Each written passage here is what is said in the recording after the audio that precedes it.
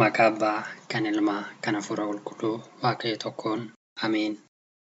Maatiiwwan Waaqayyoo, ijoolleen haadha keenya qulqulleettii Dubroo Maariyaamii, eegumsaa ergamoota qulqulloota hundumaatiin kan jiraattan kan deddeebitan hundumti keessaniyyuu, Waaqayyoon osoo nuti hin jaallatiin nu jaallatee, otoo nuti hin barbaadiin nu barbaadee, umurii keenya irrattis umurii, jireenya keenya irrattis jireenya nuuf dabalee, arjummaa isaatiin waa'ee cubbuu keenyaatiif du'ee du'a mo'ee ka'ee, maqaa Waaqayyootiin akkam jirtuu? Akkamis yoo nageessanii? Eeyyan galateeffamuun amalummaa uumaa keenyaa fayyisaa keenyaa kan ta'e maqaan isaa waamamee maqaan ishee kan biraatii hin hafne haati keenyaa qulqulleettiin Dubroo Maariyaamis kan galateeffamte kan kabajamte nuuf haa taatu. Egaa kutaa isa darbe irratti waa'ee gosoota tsoomii kan jedhu ilaaleerraa jechuudha. Gosoota tsoomii jalaas immoo tsooma guddichaa gooftaa keenyaa Yesuus Kiristoosii ilaallee akka turre hundumti keenya ni yaadannaa jechuudha. Har'a immoo tsoomonni warreen hafan jaanoo isaan kan faadhaa jenneetu tokko isaanii maal akka ta'an ilaallaa jechuudha. Tsooma labsiiwwan torbatu jira erga jenneeti tsoomawwan labsii torba jiran keessaatii tsooma guddichaa gooftaa keenya Yesuus Kiristoos ilaalleeraa jechuudha. Tsoomni inni lammaffaan immoo tsooma duukaa bu'ootaa jedhamuun kan beekamudha jechuudha. Tsoomni duukaa bu'ootaa kan tsoomamu erga tsoomni gooftaa keenya Yesuus Kiristoos hiikateetii guyyaa 50ffaa booda barii irraa eegalee hanga adoolessa 5tti kan tsoomamudha jechuudha. Tsoomni kunis maqaa biraa kan inni ittiin beekamu maalidha? Tsooma waxabajjii yookiis immoo sanii tsoomii jedhamuudhaan kan inni beekamudha jechuudha. Waa'ee kanaas immoo qulqulluun Phaawulos hojjettoota Waaqayyoo ta'uu keenyas agarsiisuudhaaf baay'ee ni obsina, ni rakkanna, gidiraattis muddamattis ni galla, ni reebamna, ni hidhamna, hirriba ni dhabna, ni tsoomna jechuudhaan ergaa isaa gara warra Qorontoos isa lammaffaa boqonnaa 6:4 irratti saba warra Qorontoosiif ergeeraa jechuudha. Nutis immoo akkuma kana akka seeraa fi dambii mana kiristaanaa keenyaatti guyyaa 50ffaa booddeedhaan tsooma duukaa bu'ootaa kana ni tsoomnaa jechuudha. Garuma ji'a tokkotti kan siqu akka kanaaf jechuudha. Haga adoolessa 5ttidha guyyaa 50 tsooma guddicha gooftaa keenya Yesuus Kiristoos erga hiikameeti haga adoolessa 5tti yeroo maraa waggaa waggaan kan tsoomamu tsooma duukaa bu'ootaa jedhamuun kan beekamudha jechuudha. Tsooma filchataa jedhamuun kan beekamu yookiis immoo tsooma Maariyaam jedhamuun kan beekamu. Tsoomni kun kan tsoomamu yeroo mara hagayya 1 kaasee hagayya haga 15tti yoo ta'u, hagayya 16ffaa irratti immoo tsoomiin kun ni hiikamaa jechuudha. Kunis immoo maayirraan ka'uudhaanidha. Haadha keenyaa qulqulleettiin Dubroo Maariyaamii gaafa amajjii 21 yeroo ishiin boqottutti duuka bu'oonni immoo gara Geetesamaaniitti geessanii foon ishee awwaaluudhaaf gaafa deemanitti Yihuudoonni hinaaffaa irraan kan ka'e ilmi ishee du'a mo'ee ka'ee nu salphise nu qaanesse kan jedhan itti hinaafuurraan kan ka'e akka isaan foon ishee kana hin awwaalleedhaaf hinaaffaadhaan irratti qabsaaniitu isaaniin battananii isaaniin ari'anii jechuudha. Yeroo kana ergamoonni Waaqayyoo immoo foon Dubroo Maariyaamii fuudhanii gara jannataatti ol geessanii jannata keessa kaa'anii jechuudha. Achi barattoonni akkamittiin foon ishee otoo hin awwaaliin akkas taana jechuudhaan kan ka'e Waaqayyootiin kadhatanii Waaqayyoos immoo baatii 8 yookiis ji'a 8 booda ergamaan deebisee kennee fi isaanis immoo foon ishee awwaalaniiru jechuudha. Haa ta'uyyuu malee yeroo isaan foon ishee awwaalan kanatti qulqulluun Toomaas yookiis immoo duuka bu'aan Toomaasii hin turre. Inni wangeela barsiisuudhaaf deemeeraa jechuudha. Wangeela barsiisuuf gaafa inni deemee jirutti isaan immoo awwaalaniini. Yeroo kana gaafa inni wangeela barsiisee deebi'ee galaa jirutti Dubroo Maariyaamiin itti mul'atteeniini. Gaafa isheen itti mul'attu ilaalaa duraanii Toomaas jechuun gooftaan keenya Yesuus Kiristoos yeroo inni du'aa ka'e jedhanii bartoonni itti maniyyuu ani namanu hammani harka kiyya cinaacha isaa eeboon waraanii keessa galchee ilaalutti malee namanu jechuudhaan kan ka'e shakkii mamee ture jechuudha. Ammas immoo gaafa Dubroo Maariyaamiin duumessa yaabbattee itti dhuftu gaafa argutti ofiisaas duumessa yaabbatee barumsa wangeelaa barsiisaa olee gaafa galutti aan akkamittiin akkas ta'a kan jedhuurraan kan ka'e gaafa inni yaada tokko kaasu ishiin immoo si maleeyyuu kan na argee hin jiru. Si qofaadha kan du'aa ka'umsa koo arge kafana ittiin awwaalameyyuu kanadha jechuudhaan inni kafana ittiin awwaalamte gaafa itti kennitu innis immoo deebi'ee dhaqee bartootatti dubbatee jechuudha. Bartootatti Dubroo Maariyaamiin akkam taate gaafa jedhee gaafatuun nun awwaalleen bar gaafa jedhaniin inni garuu ani immoo dhugumaan isinitti himaa isheenoo du'aa kaateetti anis argeeraa jedhee kafana isheen itti laatte sanas itti agarsiisee jechuudha.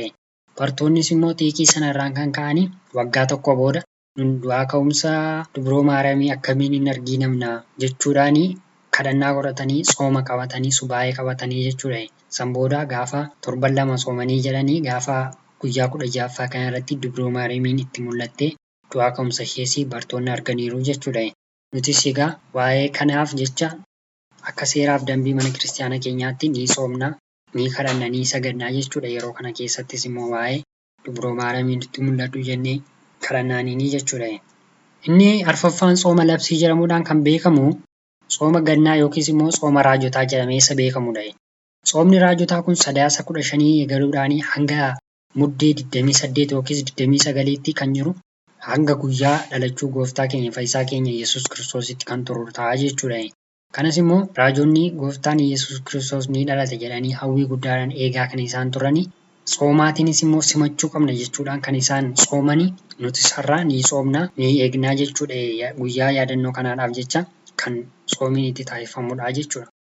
Shanaffaa irratti tsooma labsii jedhamuun kan beekamu tsooma gaahadii yookiis ifa ba'uu kan jedhamudha jechuudha. Tsoomni kun jala bultii guyyaa ayyaana cuuphaatti kan tsoomamudha. Kunis guyyaa ifa ba'uu gooftaa kan ibsudha jechuudha. Gooftaan keenya Yesuus Kiristoos yeroo inni itti cuuphamutti abbaan tokkichummaa fi sadummaa hafuura qulqulluu yeroo inni itti ifa ba'edha jechuudha. Abbaan samiirraatti dubbatee hafuurri qulqulluun bifa gugeetiin dhufee irra bu'ee kan kun hundumti isaayyuu ifatti ba'ee ifa ba'uu jedhamuudhaan kan beekamu tsooma gaahadii kan jedhamudha jechuudha. Kunis immoo akkamidha? Guyyaa cuuphaan gooftaa keenya guyyaa kan gaggeeffamu kamiyyuu irra gaafa oolu yeroo kamiyyuu sababa nyaatamuudhaaf jecha guyyaan tokko jala bultii isaatti kan tsoomamudha jechuudha. Jala bultii isaatti fakkeenyaaf tsoomni ayyaanni cuuphaanii gaafa roobiirra oola taanaan facaasaan isaa yookiis immoo kibxanni yeroo inni itti tsoomamudha jechuudha. Kuni yeroo kamiyyuu tsooma guyyaa tokko ta'ee garuu labsiidhaan kan beekamudha. Tsooma gaahadii jedhamuudhaan yookiis immoo tsooma ifa ba'uu jedhamuun kan beekamudha jechuudha. Tsoomni inni ja'affaan tsooma Nanawwee jedhamuudhaan kan beekamudha. Tsoomni Nanawwee immoo waa'ee saba Nanawwee wajjin wal qabachuudhaan sabni Nanawwee suni magaalaa Nanawwee keessa kan jiraatu uummata lakkoofsaatiin 120 ol ta'ee tochi keessa jiraata ture jechuudha. Garuu haa ta'u malee cubbuu uummanni sun hojjete baay'ee baay'achuudhaan kan ka'e Waaqayyo Yoonaasiin yaa Yoonaas deemi dhaqiitii saba kana barsiisi. Saba kanatti himi ani badiisa isinitti fiduufan jechaa jira. Dha'icha Waaqayyo irraa isinitti dhufuuf jechaa jira. Kanaaf of eeggadhaa jedheetii itti himi gaafa jedhu Yoonaas garuu ani deemeen himu sabni sun amala isaanii saba beekuu irraan kan ka'e ani saba sanatti dhaqee hin dubbadhu jechuudhaan Waaqayyo jalaa dhokachuuf Waaqayyo jalaa bahuudhaa fi markaba gara Tarseesitti deemu yaabbachuudhaan daandii isaa karaa Waaqayyo irraa jal'ifatee daandii biraa jalqabee jechuudha. Haa ta'u malee Waaqayyo immoo yabala sana qilleensa bishaan irraa kaasuudhaan akka yaballi sun baay'ee rukutamu taasisee jechuudha.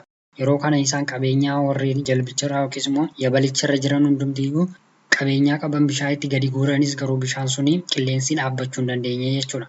Gaafa kana Yoonaas immoo keessa jalbaa sana yookiis immoo keessa doonii sanaa ciisa ture jechuudha. Gaafa isaatiin hojjetan achi keessaatii dammaqsee akka waaqa qabdutti waaqa amantutti waaqa kee waamiitii badiisa dhufe kana jalaatii haa baraaramnu gaafa jedhuuniini innis immoo hin dammaqee jechuudha. Hirriba baay'eedhaan qabamee kan ture keessaatii.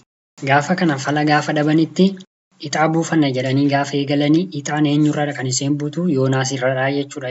Yoonaasiinis immoo ati eessaa dhufte ati nama eessaadha eenyummaan kee maali gaafa jedha innis akka Waaqayyoon baqatee gara Tarseesitti deemaa akka jiru saba Waaqayyoo akka ta'es waa'ee Waaqayyoo akka barsiisus warra markaba kanarra jiran itti himee jechuudha. Kanaaf maadharee furmaanni gaafa jedhanii anumaatiin qabaatii bishaan kana keessa na buusaa bishaan kun qilleensi isaa ni dhaabbataa jedhaniini. Yeroo kanas dhiiga keerraatiin nuti harkan qabnu jedhanii maqaa Waaqayyootti waamanii bishaan keessa buusanii jechuudha. Qurxummiinis immoo isaatiin liqimsee innis qurxummii keessa ciisee Waaqayyoon galateeffate Waaqayyoon ni faarfate ni kadhate jechuudha. Waaqayyoos immoo kadhannaa isaa kana ni dhagayeefi gaafa kana Waaqayyoon deemee dhaqee qurxummii saniitiin akka inni lafa gogaa irratti bishaan keessaa bahee tufu taasisaniini. Achiin booda Yoonaasis saba Nanawweetti ni lallabe ni barsiise. Magaalaan Nanawwees guyyaa 3 kan keessa deemamudha ture deemanii xumuruuf iyyuu sana hunduma isaanii raawwate. Egaa raawwateetis immoo sabni Nanawwee hundumtiyyuu badiisa nutti dhufe jechuudhaan haga mootummaadhaa ka'anii haga daa'ima xiqqoo jirtuutti haga loonii ka'anii haga beellada jiru hundumaatti akka sooman akka Waaqayyoon kadhatan taasisan hundumtuu akka nyaata nyaannes ol dhorkani. Mootiinis teessoo isaa irraa bu'ee Waaqayyoon ni kadhatani. San booda Waaqayyoos araara isaa dhiifama isaan baay'iseefi jechuudha. Kanumarraan kan ka'e egaa Yoonaasis baay'ee aare silayyuu anaatiin raajii sobduu na taasisuufidha. Kan addana kanatti na ergite jechuudhaan sababa waamamee gara Tarseesitti ka'eefi ammas ani dhugumaan raajii sobduu ta'eera jechuudhaan gaafa aaru dahoo wayii gorachuudhaan gaafa dahoo sana jalatti boqonnaa godhatus qarqara magaalattii keessaatii bahee Waaqayyoon buqqee lafaa kaasee ni biqilchee fi buqqeen sunis gaaddidduu ni taateefis innis immoo gammachuudhaan godoo sana yookiis immoo wanta akka godootti tolfate sana keessa ni ciisee jechuudha. Gaafa ciisee jedhutti Waaqayyo ammasii buqqee sana akkuma biqilcheetiin dhahicha yookiis immoo raammoon itti deemtee dhattee nyaattee akka isheen gogsitu taasisaniini. Gaafa buqqeen sun gogdus Yoonaas dammaqee gaafa jedhu aduun adda isaatti bahee jira. Baay'ee aaree baay'ee gubate buqqeen sun goguufetti ammas Waaqayyotti iyyee jechuudha. Waaqayyos immoo yeroo kana Yoonaasiitiin akkas jedhee gaafateeniini. Ati buqqee hin dhaabne, buqqee bishaan hin obaasne, buqqee ittiin dadhabne kanaaf haga kana iyyitee jedheeni. Sabni Nanawwee garuu baay'inni isaa 120 ol kan ta'u. Sabni kun bitaaf mirga isaa kan hin beekne, garatti deemuuf garatti galu kan hin beekne, ani saba kanaaf yoon nahe yoon gadde rakkoo maalii qabaree jechuudhaan Yoonaasiinis barsiiseeraanii saba Nanawweefis immoo badiisaa isaanii, balleessaa isaanii, cubbuu isaaniif dhiifama godheeraa jechuudha. Egaa nutis immoo akka seeraa fi dambii mana kiristaanaa keenyaatti ni soomnaa jechuudha sooma Nanawwee kana. Maaliif Gooftaan keenya Yesuus Kiristoos saba Nanawwee kanaaf inni dhugaa baheeraa fi Maatiyos boqonnaa 12:41 irratti sabni Nanawwee soomuudhaan gadduudhaan gara Waaqayyootti akka inni deebi'e garuu yeroo sana eenyudha kan barsiise Yoonaastutti dubbatee jechuudha. Amma garuu kan isin gidduu jiru kan Yoonaas irra caaluudha. Isin garuu dhaga'an jirtanii, isin garuu deebi'an jirtan jechuun saboota hundumaatti dubbateeraa jechuudha Gooftaan keenya Yesuus Kiristoos. Nutis saba sana irraa ka'e ni soomna, Waaqayyoon nutti araarami. Saba saniif kan dhiiste balleessaa keenyas nuu dhiisi, cubbuu keenyas nuu faki jechuudhaan guyyoota 3 fi sooma nuti akka labsiitti soomamuu keessaati soomni Nanawwee isa biraadhaa jechuudha. Inni 7ffaa muraanii sooma fayyinaa yookiis immoo sooma roobiif jimaataa jedhamuun kan beekamudha jechuudha. Soomni fayyinaa kun sooma guyyaa ayyaana 50ffaarraan kan hafe yeroo hundumaa waggaadhaa waggaatti yeroon osoo hin daangeffamiin roobiif jimaanni kan inni soomamudha jechuudha. Roobiin maaliif soomama yoo jenne guyyaatti Gooftaa keenya Fayyisaa keenya Yesuus Kiristoos irratti du'i akka murtaa'uuf mari'atanii yerootti maree isaanii xumuratanidha jechuudha. Maree isaanii sanas immoo kan isaanitti hojiitti jijjiiranuudhaaf guyyaatti mareen isaanii gudunfaa argatedha jechuudha. Isaan guyyaa gaafa dilbataa eegalanii haga roobiittidha kan isaanii yaada sanaatiin dhiphataa turan hangafoonni luboota yeroos Gooftaa irratti kakka'aa turan hundumti isaanii jechuudha. Amma garuu gaafa roobii sana gudunfaa argatee gudunfaa ittiin xumuratanii jechuudha. Akka inni dhugumaatiin du'uu qabu, fannifamuu qabu, ajjeefamuu qabu irratti raggaa'atanii jechuudha. Gaafni jimaataa immoo guyyaatti Gooftaan keenya uumaan keenya Yesuus Kiristoos fannifamee gidiraan argee dhiphoonni argee sana hundumasaa guyyaatti nuti yaadannu. Kanaaf ni soomnaa jechuudha guyyoota kana lamaan sooma fayyinaa jedhamuudhaan. Fayyina gaafa jennus immoo dhuguma otoo immoo Gooftaan keenya Yesuus Kiristoos du'ee doomoo hin kaane ta'ee silaa dhalli namaa ammayyuu Si'ool keessatti haftee turte jechuudha. Hima jiraatti malee ammayyuu dhumni ishee Si'ool ta'a ture jechuudha. Har'a garuu jireenyi dhala namaa namni ofii isaatiin garbummaa seexanaa jala yoo of bulche malee Waaqayyoon bilisummaa addaa kenneeraa fi bilisummaa addaa fayyina addaa kenneeraa fi fayyina kanaatiin deddeebinaan fayyina kanaatiinis jiraannaan haaltu mootummaa isaa hirmaattuu maaddii isaa wanti nama taasisne hin jiraatu jechuudha. Akkasumas immoo yerootti namni fooniif dhiiga Gooftaa fudhatee dhaaltuu mootummaa isaa hirmaattuu maaddii isaa ta'uudhaaf deddeebi'uu yeroo nuuf taasisee jira jechuudha. Waaqayyoon arjummaaf tolummaa isaatiin nama fooniif dhiiga isaa fudhatee dhaaltuu mootummaa isaa hirmaattuu maaddii isaa ta'uun taasisuun fedhaa fi eeyyamaa isaa tolaaf araarsaa nuuf haa ta'u. Egaa maatiiwwan Waaqayyoo barumsi keenya waa'ee soomitii wal qabatee barachaa turre akkuma yeroo kanaatti kan fakkaatudha jechuudha. Barumsa kutaattaan irratti immoo eeyyama Waaqayyoo ta'eedhaan kan nuti ittiin wal arginu waa'ee icciitiiwwan utubaa kan jedhu ilaallaa jechuudha. Waa'ee icciitiiwwan utubaa erga ilaalleetii immoo Waaqayyo ammas eeyyama isaa ta'ennaan icciitiiwwan mana kiristaanaa kan hafan hunduma isaanii wal faana ni ilaallanii barannaa jechuudha. Kallattiimaan barumsa kana hordofuu ammayyuu dhiisinaan isin jira. Yoo isinitti barumsichi tola ta'e hordofaa. Yaada yookiin gaaffii yoo qabdu ta'e ammas gaafachuu komentii irratti barreessuun dhiisinaa. Yaada yookiin gaaffii hin qabdan taanaan barumsi keenya kan guyyaa irraas akkuma yeroo kanaatti ture jechuudha. Waaqayyoon muka kaasee kan nu jalqabsiisee kan nu xumursiise galannii fi ulfinni hooqumaan bara baraa isaaf haa ta'u. Eebbi abbaa jaalalli ilmaa tokkichummaan hafuura qulqulluu kadhannaan haadha keenya qulqulleettii dubroo maaramii eegumsa ergamoota qulqullootaa kadhannaan abboota toloota qulqulloota hundumaa biyya keenya Itoophiyaa amantaa keenya kiristaanaa ortodoksii uummata kiristaanaa mara biyya keessas ta'e biyya alaa jiran hundumaa irratti oolee nuuf haa bulu. Waaqayyoon akkuma kee kana rakkina jiru hundumaa irraas immoo bilisa nu haa baasu. Biyya keenyaafis eegumsa sanuuf haa baay'isu. Galannii ulfinni Waaqayyoof haa ta'u.